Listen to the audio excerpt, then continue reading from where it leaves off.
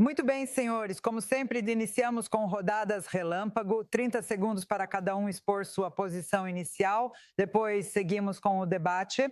Então, será que Nova York vai mudar Mamdani ou será que Mamdani vai mudar Nova York? Brandon Straka, pode começar? Vou começar dizendo que a maioria das pessoas acha que as políticas propostas por Mamdani não são realistas. A questão agora é, quantas promessas dele aos nova-iorquinos foram cumpridas?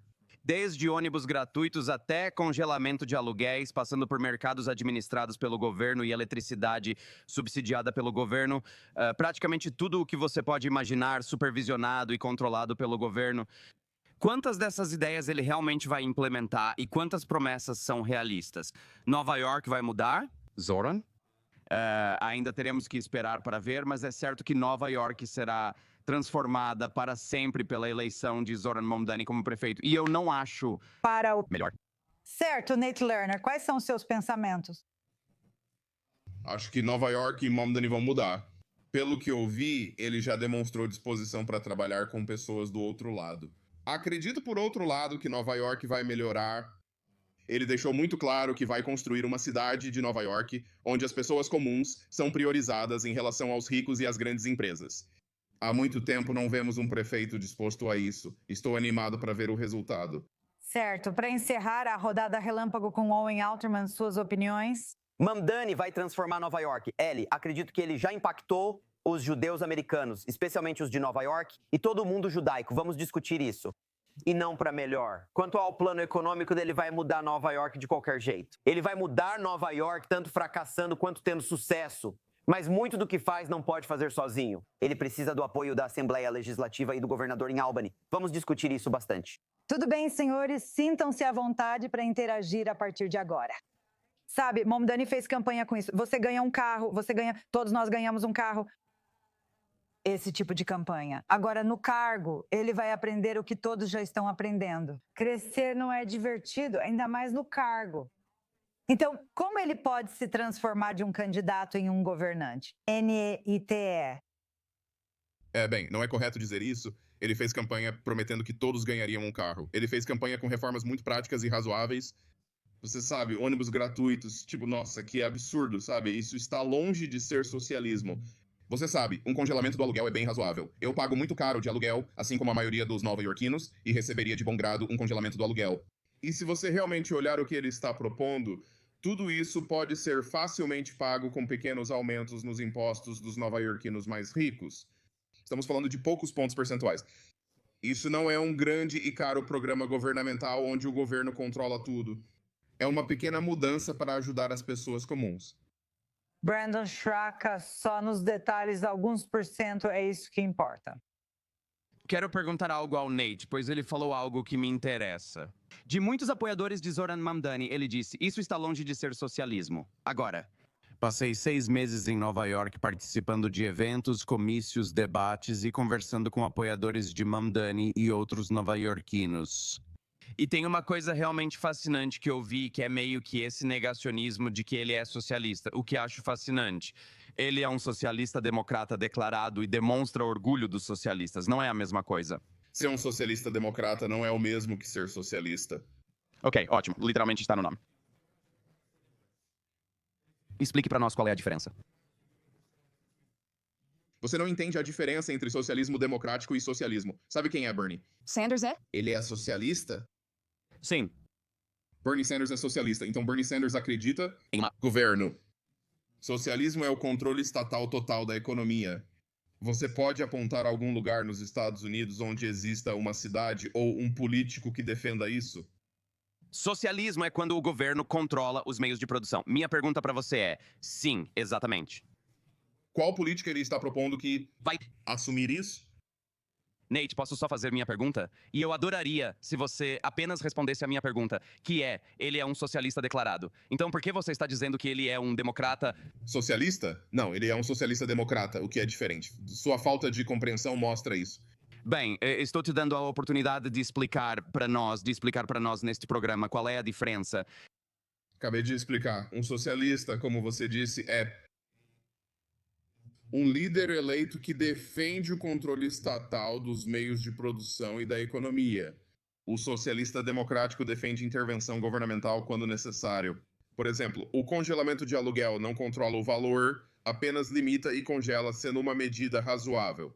Ônibus gratuitos são um passo razoável para o governo ajudar as pessoas. Isso é socialismo democrático.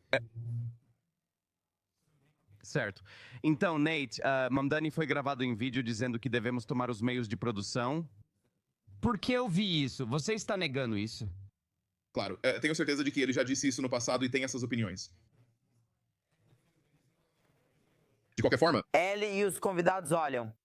Podemos debater a noite toda se ele é socialista ou social-democrata. Veja as políticas. Começando pelo limite da estabilização do aluguel. Lembro da minha aula de economia 101 na faculdade. Nós literalmente aprendemos sobre o controle de aluguel em Nova York como um fracasso em termos de intervenção no livre mercado. Isso tirou o incentivo dos proprietários para investir em seus imóveis e causou vários problemas.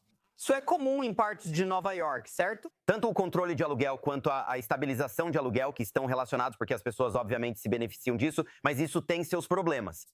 Olha, sobre os ônibus gratuitos, há um Benefício óbvio. Claro, a questão é como e se Zoran Mamdani pode pagar por isso. Para pagar, ele precisará de ajuda de Albany, da legislatura e do governador. Isso não é garantido, mesmo que as políticas sejam populares na maioria da coalizão democrata. Não é certo que ele receba sinal verde de lá. E lá, se essas políticas vão funcionar e como serão financiadas. Então, veja, novamente, podemos discutir se ele é um socialista democrata ou um socialista, mas acho que a melhor forma de olhar para isso é: as políticas dele funcionarão e como serão pagas? Os custos superarão os benefícios? Bem, isso é importante para... E isso é importante de explorar, e devemos fazê-lo. Acho que precisamos estabelecer uma base, o negacionismo sobre ele ser socialista, mas tudo bem. Podemos focar em políticas também. Quero dizer, você disse que sente que há um benefício óbvio em ônibus gratuitos. Eu não estou conseguindo ver isso. Porque existe um... muito óbvio. O curioso aqui é, se qualquer um pode entrar no ônibus de graça, como cobrar de alguém. Onde você mora na cidade? Em Nova York, teremos abrigos e asilos mentais ambulantes para sem-teto. Isso pareceria relativamente. Ninguém nunca vai conseguir dizer para alguém que ele simplesmente não pode entrar no ônibus. O que é uso razoável dos ônibus? Não vejo isso como fator decisivo aqui. É algo para observar conforme o programa é implementado, mas não me parece decisivo. Mas, obviamente, veja, há alguns itens de orçamento realmente grandes aqui. Obviamente, o item de orçamento. Oferecer creche gratuita em toda a cidade, sem limite de renda, beneficiando até quem pode pagar. Isso está recebendo críticas de alguns economistas, então obviamente, há argumentos a serem feitos contra essas políticas também. Senhores, todos vocês... Apontam com razão detalhes e nuances das diferentes políticas. Eu suspeito que a questão maior aqui é como será a Nova York ideal. Para Mamdani, é uma Nova York ideal bem diferente da proposta até agora. NATE. Acho que você está defendendo práticas comuns em outros países, creche e transporte público gratuitos, além de controle do aluguel para evitar abusos. Você menciona a situação distópica do congelamento temporário do aluguel. Então, qual seria a alternativa? Nova York é hoje uma das cidades mais caras para viver. Moro aqui e pago muito caro pelo meu apartamento. Meu aluguel aumenta todo ano e nunca parou. Esperamos muito que incorporadores e proprietários resolvessem o problema, mas não fizeram isso. Mamdani diz: vou construir moradias acessíveis e limitar o aluguel. E eu vou investir em maneiras de ajudar os nova-iorquinos comuns a conseguirem morar aqui, o que vai criar uma cidade melhor para todos nós. Bem, isso é o bastidor da coisa. Mas o impacto está, você sabe, ultrapassando as fronteiras municipais da cidade de Nova York. Mas parece que o primeiro impasse, pelo menos, vai ser sobre imigração, ou como Trump diz. Então começa agora, né? Isso foi o que ele escreveu no Truth Social. Mas eu quero te perguntar, Owen, é tipo uma relação Sherlock e Moriarty em que um precisa do outro. Trump precisa de uma Mamdani e Mamdani precisa de um Trump para prosperar. E ambos saíram vencedores e continuam saindo vencedores. Ellie, vimos isso na noite da eleição ou no início da manhã da eleição aqui em Israel, certo? Mamdani saiu e disse: aumentem o volume. Foi a maior mentira aplaudida de todo o discurso. Como você disse, Trump logo postou em maiúsculas no Truth Social. Ambos querem se alimentar e são vencedores. A questão é, há perdedores. Você mencionou imigração. vai haver impasse sobre agentes do Immigration and Customs Enforcement nas ruas de Nova York? Como Mamdani e Trump veem isso? Cada um vai falar para sua base. Acho que, como você disse, isso vai além das políticas econômicas. Acho isso de verdade. Vamos falar do aspecto judaico depois, mas penso assim de qualquer forma. Como alguém que morou na cidade por 5 anos e passou muito tempo caminhando e aprendendo sobre os bairros étnicos e de imigrantes dos arredores. Há algo fortalecedor em Zoran Mamdani ajudar, estender a mão e sentir que ele empodera. Esses imigrantes que realmente trabalham dia e noite, pegando o trem 7 vindo do Queens, trabalhando duro, muitas vezes nas sombras, e realmente não recebendo o reconhecimento da sociedade que eles merecem. Acho que, independentemente do que acham das políticas ou da ideologia de extrema esquerda dele, há algo aí. Sem mencionar o que ele pensa e como se relaciona com a maioria dos judeus em Nova York, judeus americanos e Israel. Eu acho que há algo realmente fascinante na maneira como ele está dando poder a essas populações muito, muito grandes em Nova York. E sobre a incrível conquista política sobre alcançar e se conectar com eles. ELI, eu diria, apesar de muitas das suas políticas e apesar da sua ideologia de extrema esquerda. Brian Dion. Desde o início, disse que não é um mistério para mim, porque as pessoas se aproximaram de Zoran Mamdani. Os pontos de dor que ele destacou na campanha e os problemas são realmente reais. Eu não tenho problema com um político levantar a questão da acessibilidade. Os aluguéis estão muito altos em Nova York. O custo dos mantimentos está muito alto em Nova York. Nada disso é um problema para mim. E, aliás, eu serei o primeiro a admitir que tivemos candidatos terríveis nesta eleição. Não havia uma opção boa, viável nesta eleição. Mas o meu ponto é que dar mais poder e mais controle ao governo, colocar o governo como responsável por resolver todos os seus problemas é, na minha opinião, uma solução desastrosa. Já tentamos o socialismo globalmente. Qual é o todo que fracassa em Nova York e não vai dar certo? Qual solução republicana resolve a crise de moradia e acessibilidade em Nova York? O que faria um prefeito republicano? Concordo totalmente com você, Nate, nisso. Não há uma mensagem boa sendo transmitida. Olha, eu não acho isso. A solução para a crise de acessibilidade em Nova York é congelar aluguéis e aumentar o controle do governo sobre a habitação. Precisamos oferecer mais moradias para as pessoas, tem que haver mais unidades. Precisamos encontrar uma maneira de reduzir os custos dos aluguéis. Mas sabemos que, quando você implementa coisas como congelamento de aluguéis, isso basicamente desestimula os proprietários a manterem seus apartamentos. Pessoas que já vivem na miséria vão acabar vivendo em condições ainda piores. Isso vai reduzir a oferta e, na verdade, vai aumentar o aluguel para outras pessoas que não estão em apartamentos com aluguel congelado. Então, não é uma boa solução, não vai funcionar. Já tentamos isso antes, não funciona. Vou acrescentar aqui de Israel, do nosso ponto de vista, obviamente temos nossos próprios problemas de habitação aqui, que tem sido uma parte importante da nossa política. Não tentamos controle ou estabilização de aluguel. A solução aqui tem sido construir mais moradias. Israel ainda enfrenta muitos problemas de habitação e não resolveu todos. As soluções discutidas aqui são construir mais moradias, especialmente para casais e pessoas jovens. Bem, construir mais e tudo é caro. Não tenho certeza se essa é a melhor solução. Nate? Bem, Mamdani acha que sim. Então é exatamente aqui que o socialismo democrático entra, sabe? Existe essa ideia de que, vamos deixar o livre mercado cuidar disso. Bem, nós já vimos qual é o resultado do livre mercado. Aluguel fora de controle, acessibilidade fora de controle. Então, por que ter um governo se ele não intervém e não se envolve quando isso acontece? E é exatamente isso que ele está fazendo.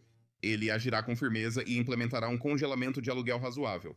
E por outro lado, sim, Brennan, as preocupações que você levantou são muito reais. Por isso o governo intervém, reprime maus atores, oferece incentivos fiscais para a habitação acessível e, se necessário, constrói moradias. E sabe, realmente, por que ter um governo se eles não vão intervir e se envolver nessas situações? E eles são perfeitos, eles vão cometer erros? Com certeza. Porém, no momento não há alternativa e as pessoas estão cansadas do atual cenário. Estamos tentando algo novo e estou otimista de que vai funcionar. Também devo mencionar Israel e, para ser justo com o Mamdan, ele quer construir mais 20 mil unidades com aluguel estabilizado em Israel. O governo participou, não deixando só para o setor privado, mas mesmo assim não fez funcionar. Com controle e estabilização de aluguéis, além de construir mais moradias com intervenção do governo. Mas, senhores, antes de fazermos uma pausa e mergulharmos ainda mais nas questões econômicas até certo ponto, Brandon Struck, não tenho certeza se, na analogia, eles são a colher de açúcar ou o remédio, em comparação com os outros elementos da política e ideologia de Mamdani. E, nesse sentido, os eleitores que votaram por razões econômicas, talvez novamente, conseguem engolir os outros elementos da visão dele que são menos consensuais. Concordo totalmente. Aliás, passei os últimos 5 ou 6 meses circulando e fazendo campanha em Nova York. Conversei com apoiadores e opositores dele, sendo que muitos com quem falei o apoiavam.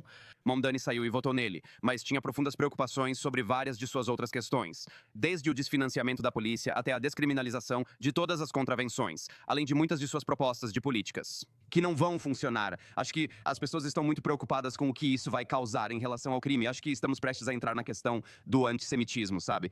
Há preocupações sobre ele no cargo, mas acredito que o motivo das pessoas saírem é o que venho dizendo sempre.